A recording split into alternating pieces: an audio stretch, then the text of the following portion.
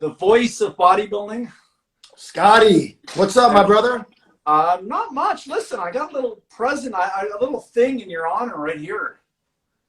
You know, I got to be honest with you. I want to know how you got that, because we work really hard to make it as difficult as possible for people who didn't win an Olympia title to get their hands on a Sandow. That looks more like a photographer's prop, but that's a great piece there. I love it.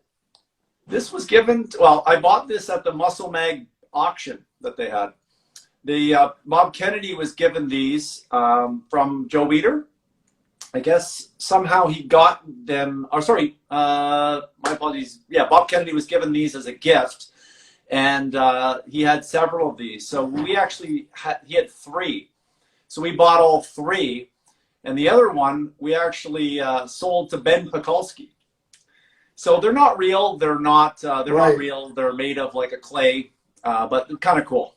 So it's funny. What people don't know is when we order, we have the Sandow trophy specially made every year, and we do it because on the base of the Sandows, there's inscriptions that relate to the past champion. So we have to make a new one each time.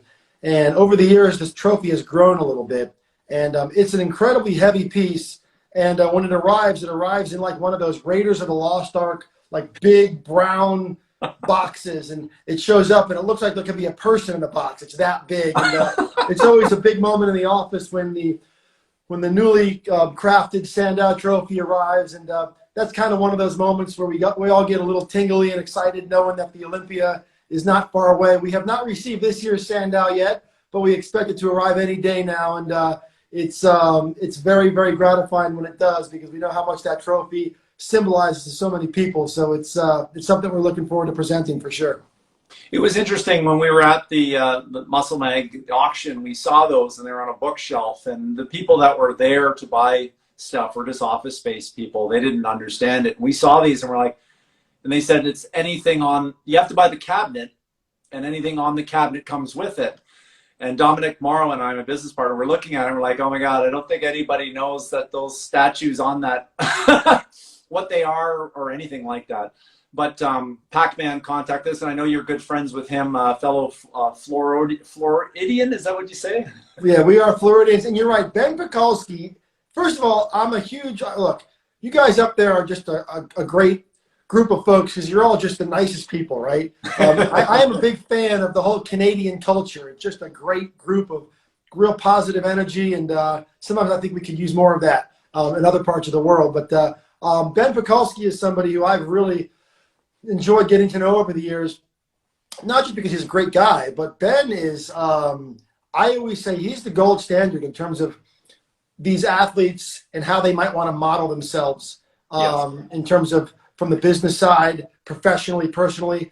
A conversation with Ben Poulinski is a very enriching experience. He's one of the smartest guys you'll come into contact with when it comes to all parts of life. And over the years, I've always tried to identify opportunities and ways to work with Ben on something, because Ben is a guy that we can all learn a lot from, and I consider him a great friend, and I'm just so proud of the success he's enjoyed, because he's doing it the right way for sure. Yeah, he's a proof that, like Sean Ray and people like that you can still make a living from your hobby and yourself as well as myself. He's more than making a living. And Ben's more than making a living. Ben is absolutely killing it. I mean, he does extremely well, and I always joke with him, because we always kind of bust each other's balls about different things, and I always just give him a hard time over the level of success that he has enjoyed, because he is a real player out there, not just in the fitness space, but in the sort of international business community as well. So, my advice to any young, aspiring career bodybuilder or somebody who's about to retire, just watch closely at what Ben is doing. But that's just good, honest advice and insight from my years of getting to know a lot of the guys. He's tremendous. Okay, so 1998, New York City. You're at the Olympia. I'm at the Olympia. My first Olympia. I'm sure you'd been there before. Yep. I think you were there with Darren Charles. And at the end of that was when it moved to Las Vegas for the very first time. It moved there, and now we're looking at 22 years it's been in Las Vegas. It now switches to the other part of the country in Florida. Take us through that. Oh, man, it's a long thing to take you through. So 1998, you're right. That was actually the first Olympia that I attended. That was the year that Flex Wheeler was supposed to win the contest. Dorian Yates showed up, announced his retirement. Ronnie Coleman had finished 9th place the year before. And I'll never forget that contest because that was the night that I was introduced to just the overall, I always use the word sensory overload of what a world-class bodybuilding event can look and feel like, because it was at the I think the Paramount Theater at Madison Square Garden. Yeah. And I'll never forget that night because the energy was so intense, the rivalries were so palpable, and the people were so excited, and just watching that happen. And then of course Ronnie gets announced the winner, and he collapses on that stage in a moment that we'll never forget. But how do we get from there to here, I think, is your question. You just got me going when you started talking about that 98 Olympia. Yeah, so for the last couple decades, Vegas has been a beautiful home for the Olympia. Earlier this year, our event was acquired by a real, authentic, diehard, passionate fitness industry advocate named Jake Wood. He acquired the event in the middle of February. And shortly thereafter, something arrived called COVID-19 and kind of turned the world upside down. And when that happened, we were faced with a whole bunch of realities, including moving the event from its September date and its home at the Orleans to a new spot. And we were able to identify a great location right in the heart of the Las Vegas Strip, the Planet Hollywood Hotel. We did a great deal, and we were on the doorstep of putting on a tremendous event where we were going to basically take over the Planet Hollywood. We had great venues. Everything was all set up. And then we learned in the last few weeks that many of the realities impacting the state of Nevada, the city of Las Vegas, the hotel itself, made it increasingly obvious that we were exposed to a lot of risks, including the risk of having to cancel the event, meaning that athletes who were already knee-deep in contest prep potentially would have done it all for nothing. And athletes who were going to try to achieve some level of history, whether it be Phil or Brandon or Dexter's final event, and these great Bikini Olympia lineup we have, and all the other divisions. It's just a tremendous lineup this year. And I kept thinking to myself how sad it would be for this contest to take place with nobody there to watch it. We're very sensitive to social distancing. We're very sensitive to the safety component of what needs to happen. But we also don't feel like the event should be canceled. And we feel like there's a way to execute this event in a manner that's prudent and responsible. And we really felt like we were committed to doing that. And we thought we were going to be able to do that in Vegas.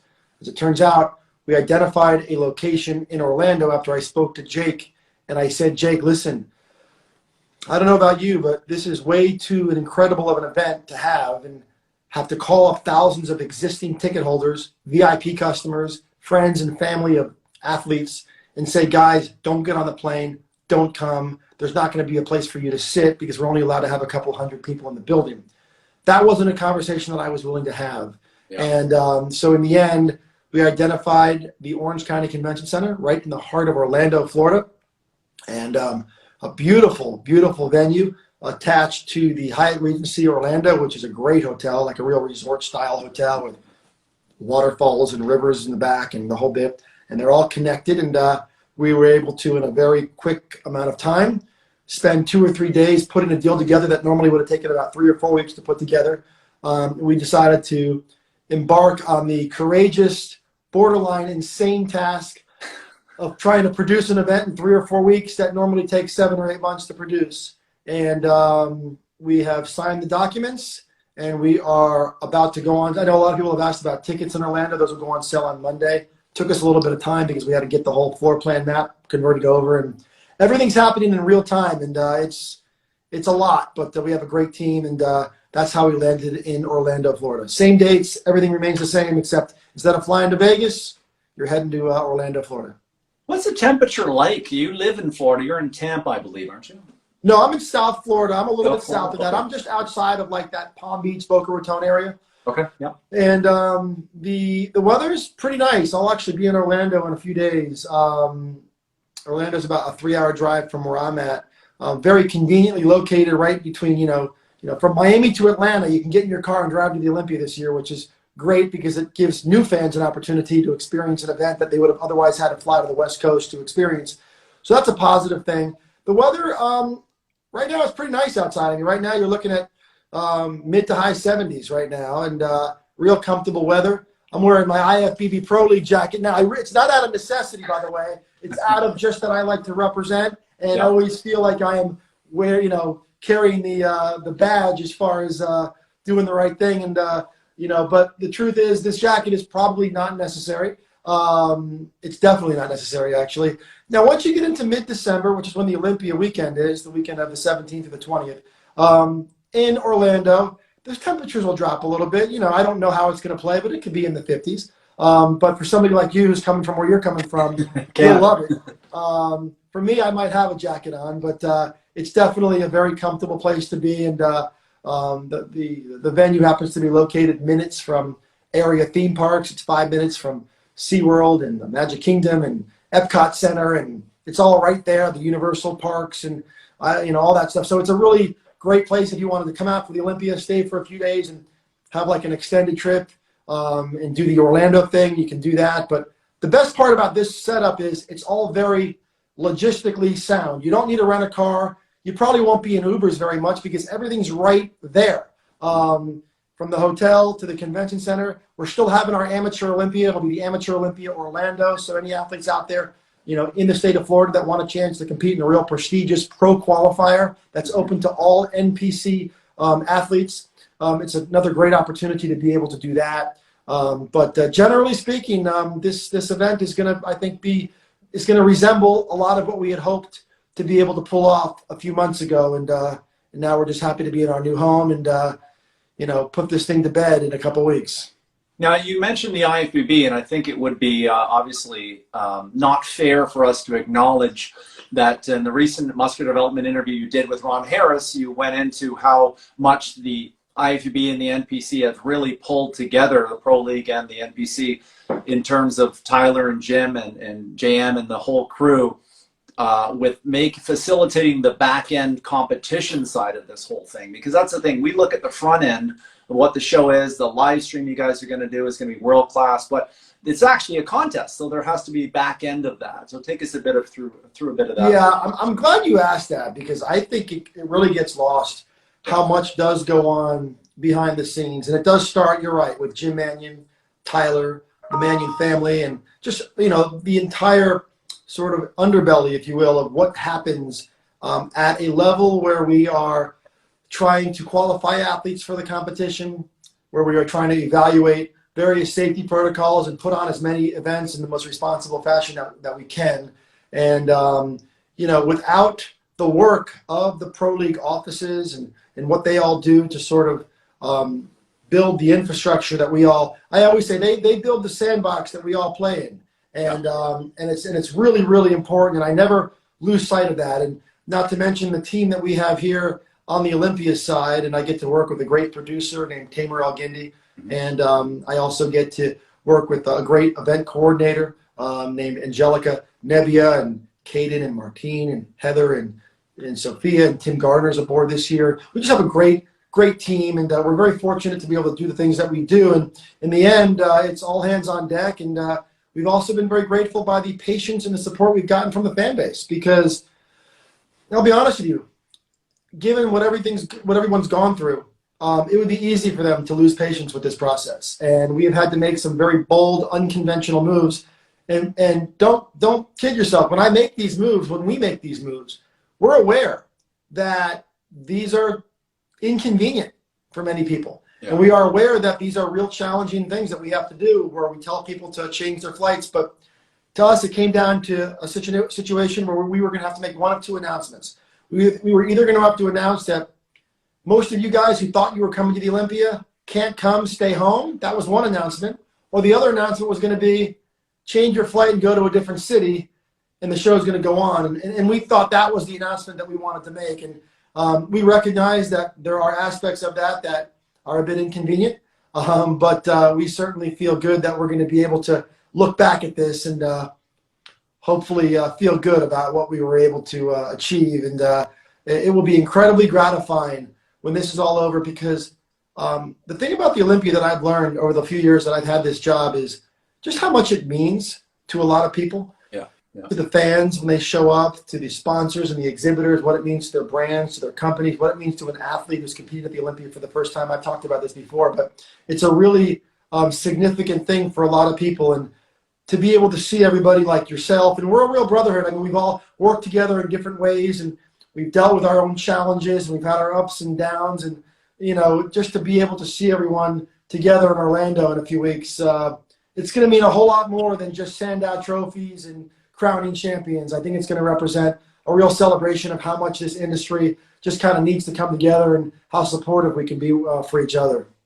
Yeah, how has been, I mean, obviously your sponsorship, how has that been? Because you've obviously had some long-standing sponsors who've been through thick and thin with you. So take us through a little bit of that. Who are your primary sponsors of the show?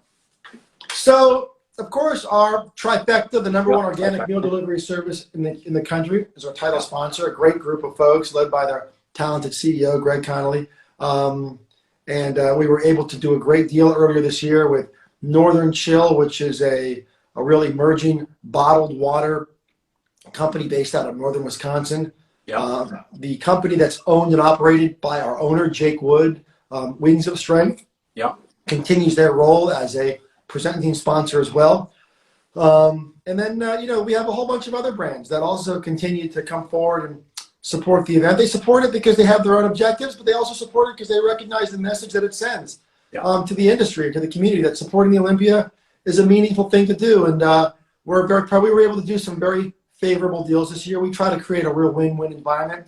We understand that the value is going to be less this year because the crowd's going to be smaller. So we try to do whatever we could to build a mutually respectful understanding of the circumstances. I know, Scott, I know you've spent years working with a lot of these companies and these brands, and I know a lot of these brands are better off for having had your guidance. So I always think about sort of the lens that you bring when you work with these brands when I'm doing my own deals and relationships, and everything's got to be a win-win. And if it's not, the relationship ends real quick. So I think we've been able to kind of do some great things with a lot of companies, and they're going to be very proud to be there, and we're putting them in a position to not have to work as hard to stand out because it's a smaller group of sponsors and exhibitors this year. We're doing something called an Olympia Fan Pavilion as opposed to a conventional expo. And I'll tell you what that is. So that is instead of, we're not going to have a full-blown expo this year for obvious reasons.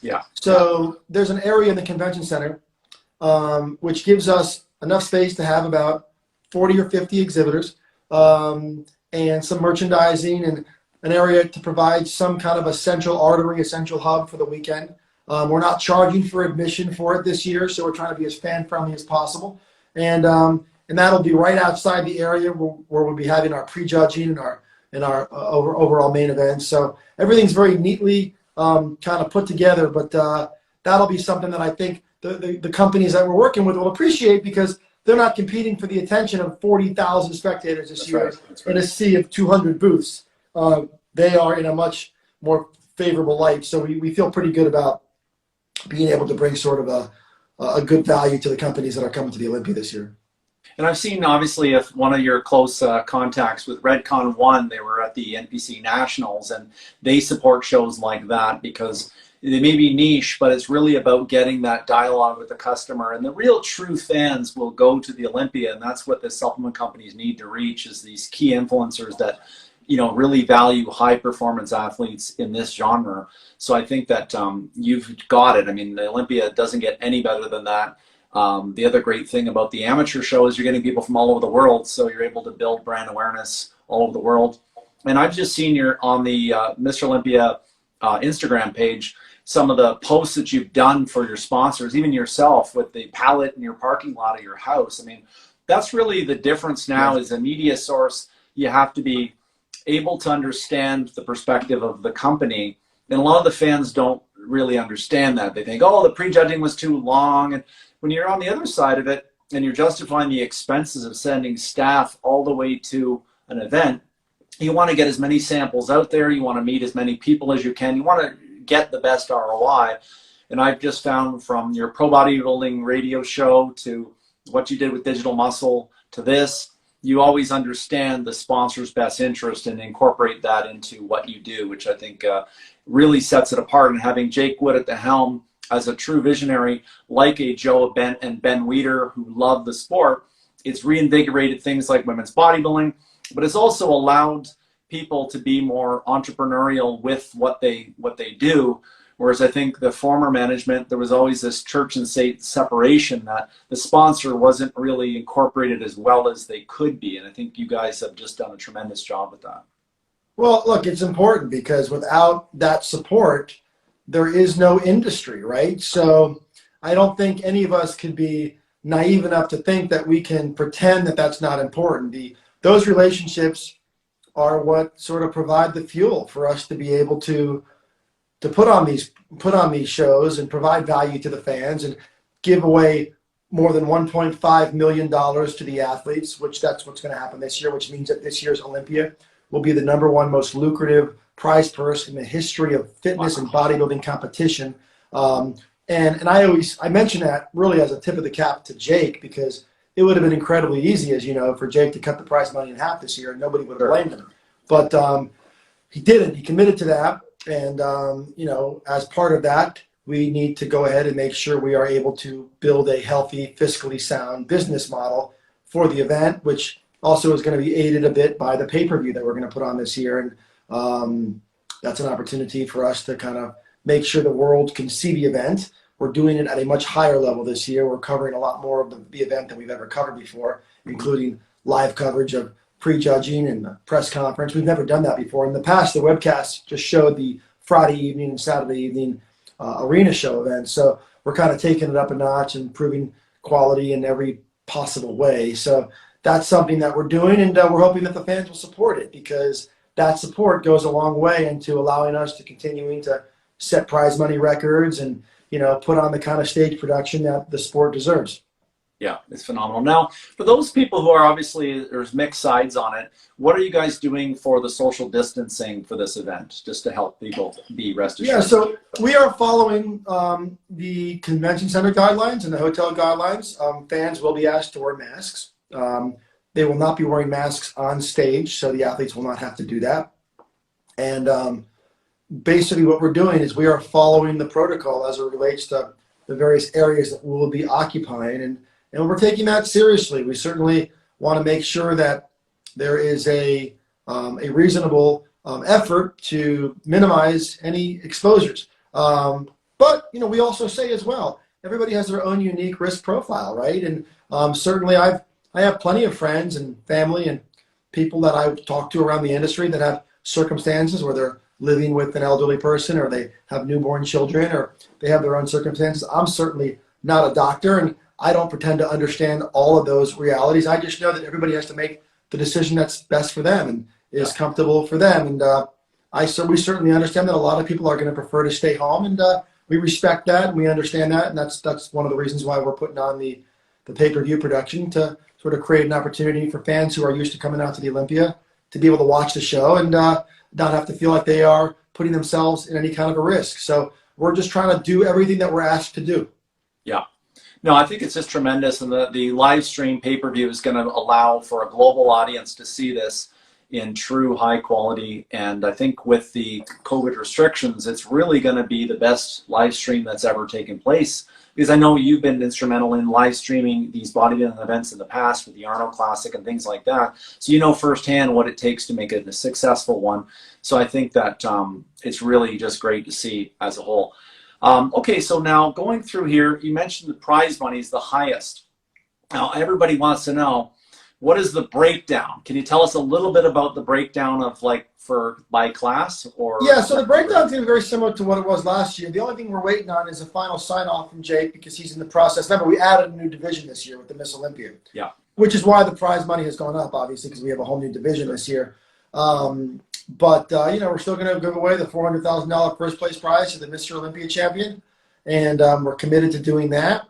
And last year we were able to make sizable increases to all the divisions, including and specifically the women's divisions. We really wanted to bring those forward. But I'm waiting to get that final prize. I always say when it comes to prize money, whether it was last year in American Media where I would send it off to David Pecker to review, and he would obviously approve that. And this year I would send it off to Jake, because at the end of the day, that's his checkbook. So I try to be very respectful of that. And let him kind of work through that and make those decisions. But I can tell you, I don't think anybody will be too disappointed at this point. Yeah, it's really incredible to see what you have done with Jake to reinvigorate women's bodybuilding and bring that back. And we all felt that it was something that should have always been there. And I think that to see the evolution now, where we have all these different classes now on the Olympia stage, and this can standardize what the look will be at the NPC and the Canadian Physique Alliance, side around the world, the IFB amateur stream. It's just great to see that. Now, on the next side of it, wellness. We're not going to see wellness at the Olympia this year, but is there going to be any kind of exhibit or incorporation in it? Like in the past, when you brought back female bodybuilding women's bodybuilding into the Olympia show, there was a bit of an exhibit that sort of started to tease people to see this. Is that going to happen at all with wellness? The representation of wellness at this year's Olympia will be that the amateur Olympia will have a wellness division. So that is an opportunity to sort of begin the process of integrating wellness into the Olympia experience. Next year, we anticipate that it will be a full-blown Olympia wellness event. But this year, if you want to see or experience the wellness division, you can certainly compete in it. Well, you can't compete in it, Scott. But no, I can. But right, there you go. But I don't know, do you still have that quad sweep, Scott, or is that no longer? You know what? I mean, it's never goes away if you live under the squat rack and you put the hammock on bar to bar, right? They never quite go away, and sometimes it's the curse. But no, that's great. Okay, so now storylines, Olympia storylines. Obviously, there are so many of them that are here. But let's take it through here. The last time, 1991, was the last time that this took place in Orlando, when it was the battle between Dorian and Lee Haney, which was the 8th Olympia, where Haney at that point had set the record, and Dorian had then went in, obviously, after that. At that point, it moved on from there. So this is now the resurgence of this being in Orlando. Yeah, it's I always appreciate talking to guys who know history, because you are 100% correct. In 1991, as you mentioned, Lee Haney won his 8th Sandow, and this year we're back in the same city as that event was held, and Phil Heath is trying to achieve his 8th Sandow as well. So there is some sweet irony in that, and I'm sure Phil would love to sort of continue on that Orlando tradition of having guys win their 8th Sandow in that city. There's so many storylines, though. The opportunity to see Dexter Jackson compete for the final time. Any of us who have followed that career and understand what he means to so many of us who love bodybuilding. He just turned 51 years old the other day, and he's just an exceptional guy and human being and athlete, and just sort of defies all logic in terms of the kind of career he's been able to have. So just to be able to see him on that stage, to be able to see Brandon Curry try to avoid being a one-time champion, and he's out there in Kuwait doing everything he can to, he's seen all the feedback. He's heard all people talk about how they didn't think that he was a worthy Olympian champion. He's heard it all. He's seen it all, and he's doing everything that he can to try to win another one, to kind of move into another class of champion as a multi-Olympia champion. And Howdy Choopin coming over from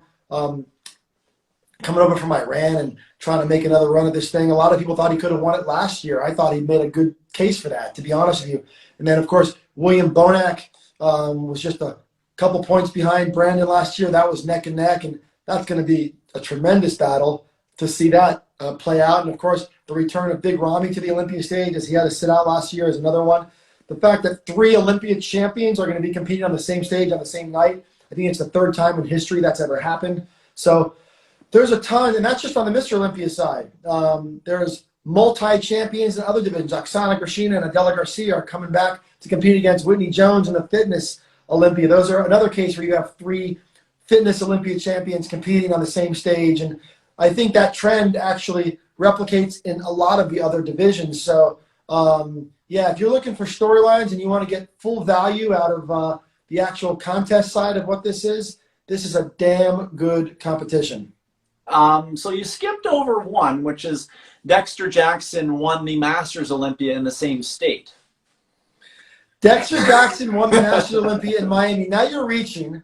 Yeah, that is true. Dexter won the Masters in Miami. Yeah. I remember that contest. And that's, look, Dexter has a lot of ties to the state of Florida. Look, he's lived in Jacksonville, Florida almost his entire life. So Dexter is somebody who enjoys, it's almost, appropriate that he would be able to end his career in his home state. And I know he and Gail are really excited about what that means to this sort of final chapter for him and as a competitor. Yeah, there's definitely a lot of connection points to the state of Florida, and we're looking forward to it. Now, Howdy Choopin, were you involved in, or how does it work with getting him a visa? Because I know that he announced he's having some difficulties, but you obviously pulled a rabbit out of the hat last year, working with the team that you were with to arrange for him to get that last year. Have you guys been involved in helping him on that this year? So that was a real team effort. You know who deserves a lot of credit for getting Howdy Choopin over here is his trainer, Hani Rambod. Hani really worked really hard on that, and we provided all the support that we could because there's a lot of layers to that process, as you can imagine. And until a guy in that situation actually steps foot on U.S. soil, you don't really know if it's going to happen. So we're really careful about communicating how that's going to go. Sure. But we feel pretty good about him getting here. But Hani Rambod really deserves a big part of the credit for getting Hadi over here. And Hani's very committed to his athletes. So when Hani sets his sights on doing something, he works real hard to make it happen. But I like to think that he's going to be back this year. I know he's been training for it, and I know that there's been some groundwork laid to make that happen. So for now, we're just kind of, anticipating how that's going to play out. But if I were a betting man, I'd say he ends up here. But there's so many scenarios out there, be it COVID or even just the political dynamics of the world, and I don't pretend to understand all that stuff because I'm kind of too busy to pay attention to all of it. But I know there's a lot of circumstances out there that could prevent that from happening, and we're hoping that he gets here. Yeah. Now, the return of Iris Kyle. This is phenomenal to see that. Yeah. That's just awesome to see it. Any word on her condition or how that's coming along? Yeah, Iris, I know, is all in, and we're just really excited to have her back. The most decorated Olympia champion of all time. Yeah. And I know that the return of the Miss Olympia is the reason why she decided to reignite her career. That title means a whole lot. And I know Jake has done a great job of having his Rising Phoenix the last few years to kind of fill that hole as being the World Championships, and that's going to return in a couple weeks as well. That's going to be held, and that's a great event, the Rising Phoenix. It's going to be in Arizona this year at the Talking Stick Resort. Hopefully you guys will keep tabs on that event as well, or maybe we're covering it. Yeah, so it's a great all women's event, and Jake and Alex and Alina and their entire team have done such a great job of turning that event into something pretty special.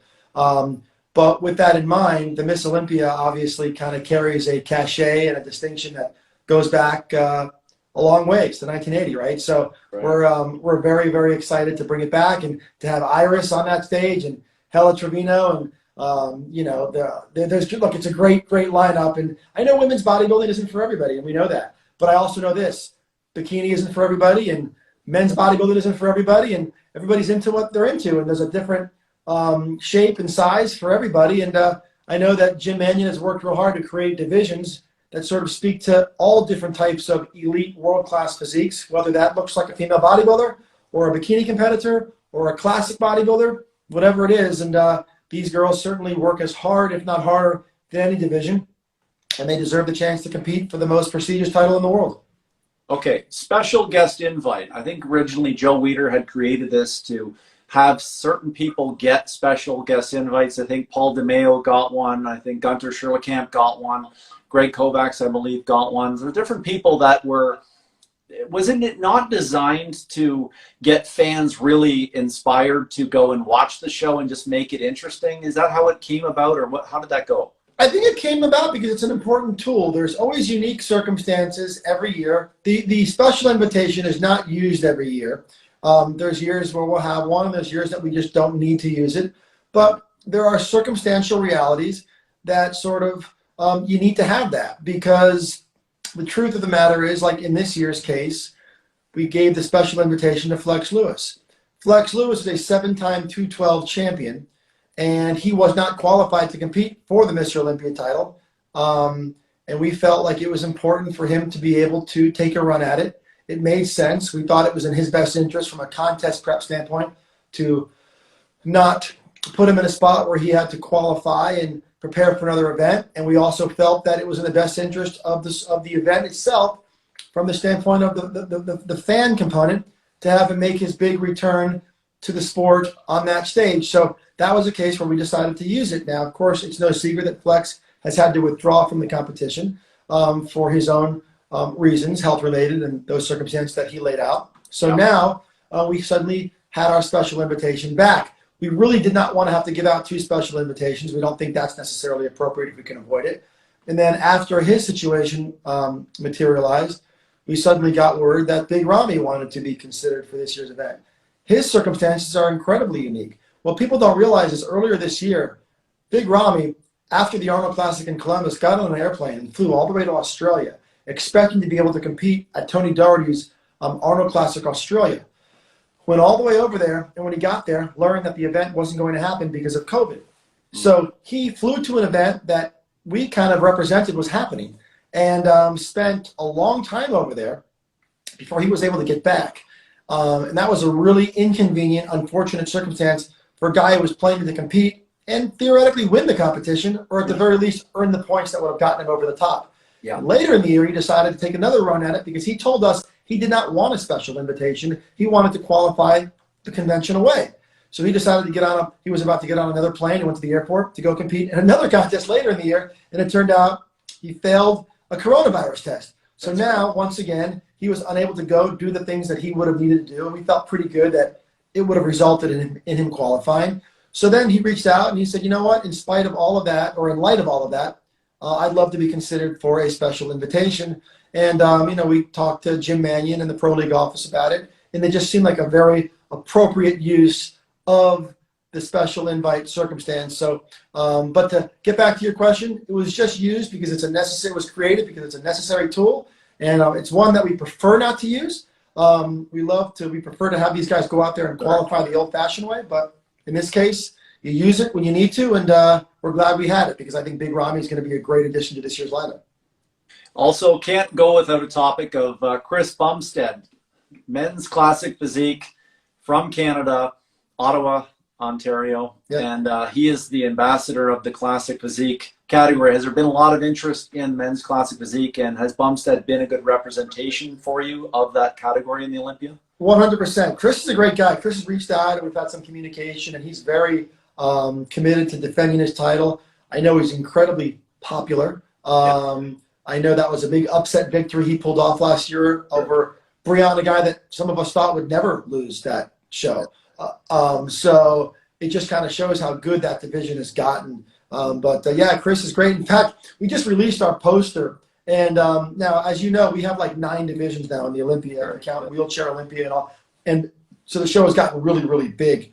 And there's just so many bodies you can put on a poster, right? And we felt it was important to also have Phil Heath and Dexter Jackson on the poster, just given the obvious nature of what they represent this year. Dexter retiring and Phil, of course, coming back to try to equal the record.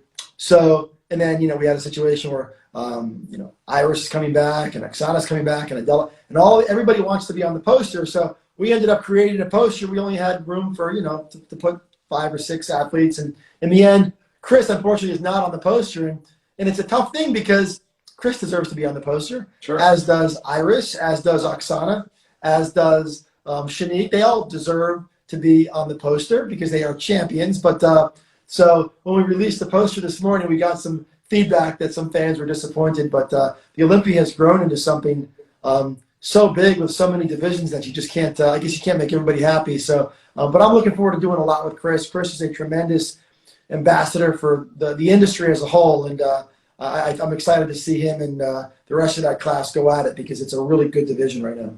Yeah, absolutely. We're really glad to see what he's done, and it's created a ton of interest here in Canada on that category. And you see people styling their hair like it, a lot like DLB did when she became the Olympia champion. So it okay. Now going over it, I understand. Obviously, in the past, I saw posts about Mark Wahlberg being involved, Jay Cutler being involved, Shaquille O'Neal being involved as sort of ambassadors to the Olympia. Is there any way that they're going to be incorporated into some of the pre-hype leading up to the show? Yeah, so Shaq has been a tremendous partner for us.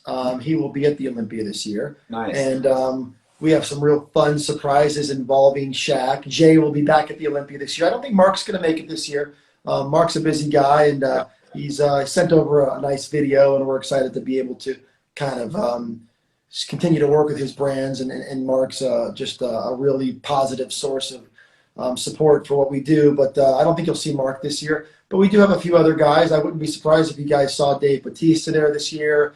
We have a few other celebrities that I've been fortunate enough to connect with over the last year or two who have committed. Even now that we're in Florida, it actually makes it a little bit easier for some of these guys to get there. A lot of them live in Florida.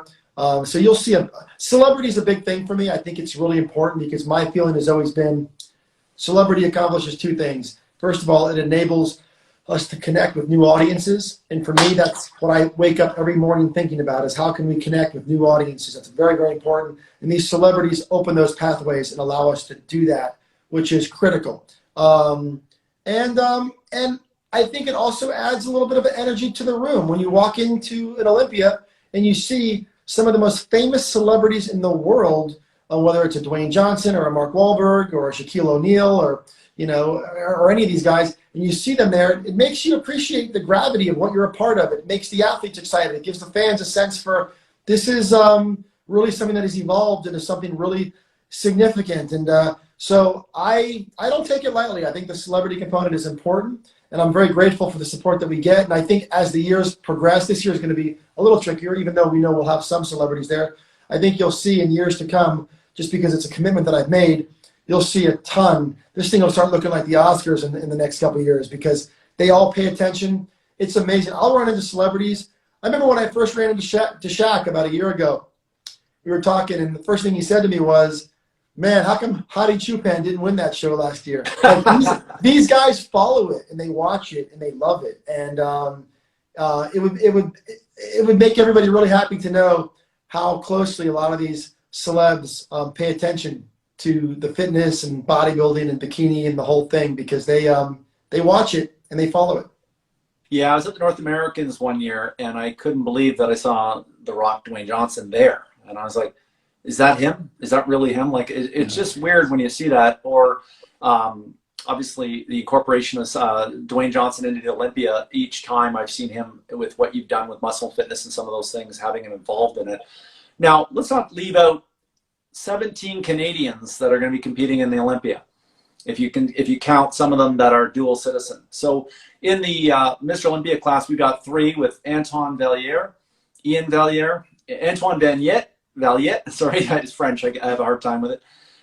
Ian Valliere and Regan Grimes. Those 3 are in the men's.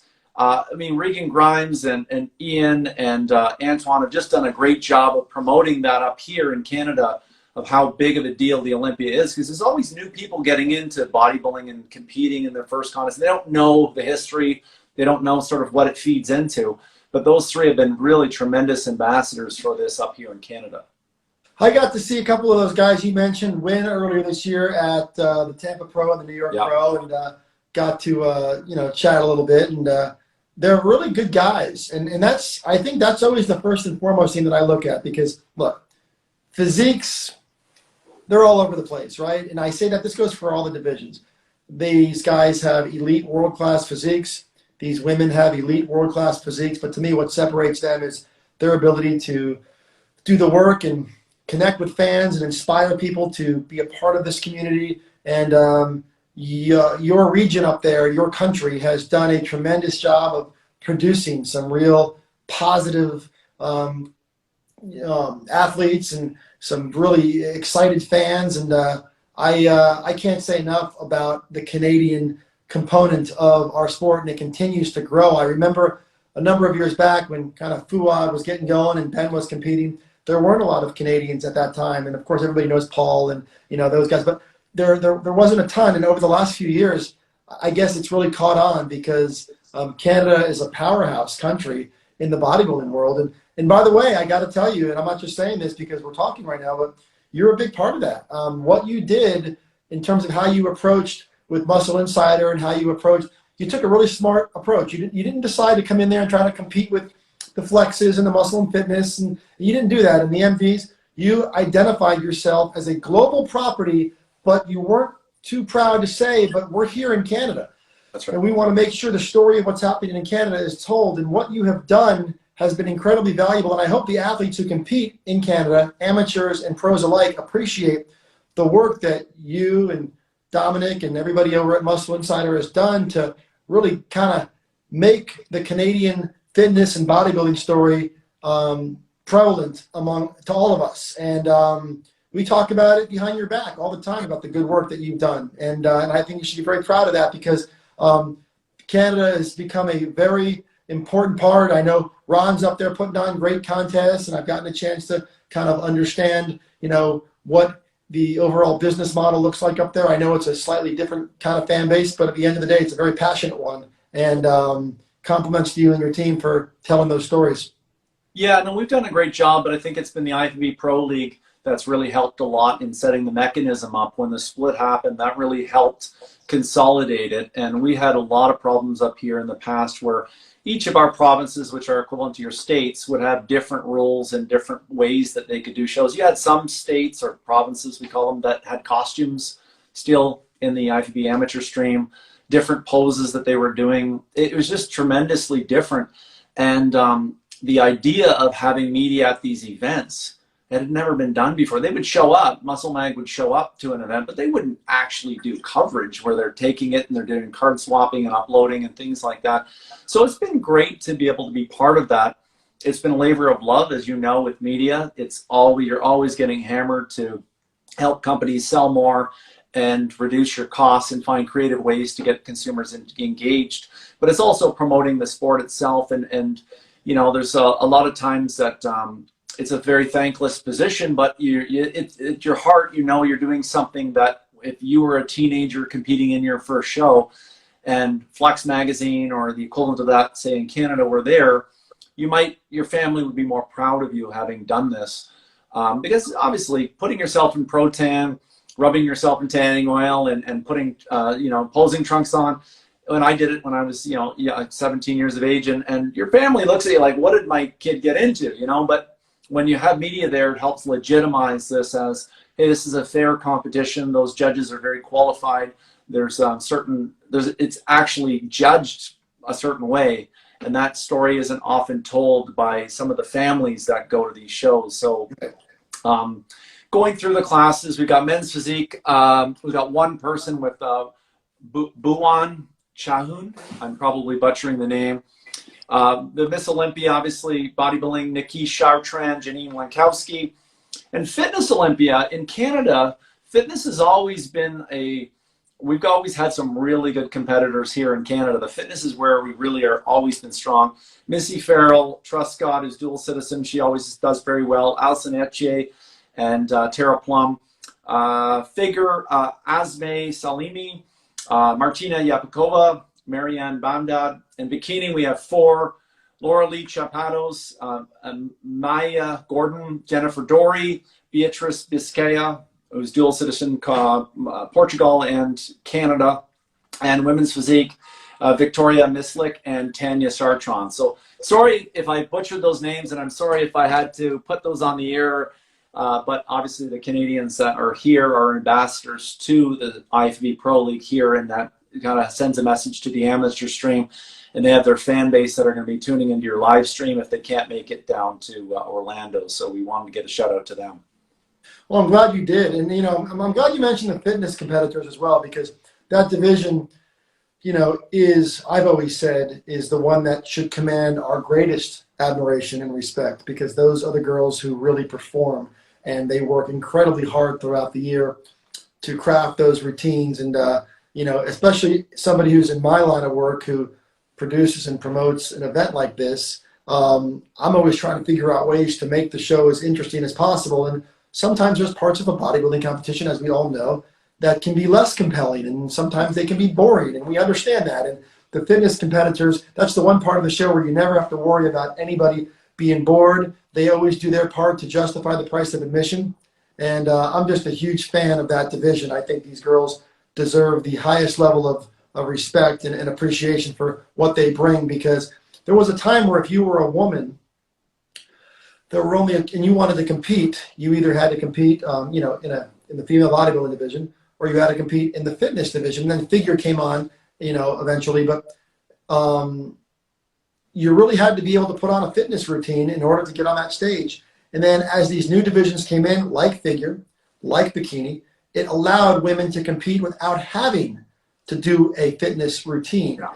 And not to disrespect any of those other divisions, because I'm a big fan of the bikini division and a big fan of the women's physique division. They're all great, but I think nobody would deny the fact that what it takes to be a pro in the fitness division, it's an elite skill set, and it's a very rare thing to be able to do. These are world-class athletes that have been trained in areas of gymnastics and dance and performance that just really kind of transcends in many, many ways. So I just always like to give my props to the fitness competitors whenever I can, because to me that's a really important division, and I hope it continues to sustain, because I know it's not as popular in the NPC as it used to be.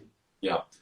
Listen, that's it. All we have now. I really appreciate it. You've covered all the questions I had in mind. Dan, I really, from the bottom of my heart, want to thank you for what you do, what you've done with Jake Wood and making this still here. And folks, you guys got to support the sport. Go to the live stream. Is that at MrOlympia.com? Is that where they will get the information on the live stream? Yeah, so there's a couple ways you can do it. If you go to MrOlympia.com, you get all the updated schedules, and we'll be releasing our tickets, I think, on Monday. There's not going to be a ton released, but just enough so if you want to get in on it, order them quick, because they're not going to last long, because we don't have the inventory like we used to have. And on the pay-per-view side, OlympiaProductions.com is the website for the pay-per-view. I think those sales have just begun, so you can go ahead and check that out. And you guys can always follow me along on Instagram. I try to update whenever I can on things that are going on. I'm not as big on social media as I probably should, but I'm trying to get better at it. But I definitely appreciate all the support, Scott, you've given to the Olympia and to me over the years, and looking forward to seeing you in Orlando next month. Yeah, thanks so much for taking the time. We appreciate it, folks, and we'll have the link on the write-up on this. This will be later on put up on YouTube and Facebook. Thanks again, Dan. This is Scott Welch signing off here at Muscle Insider. Thanks again. All right, Scott, be good. Thanks. Bye.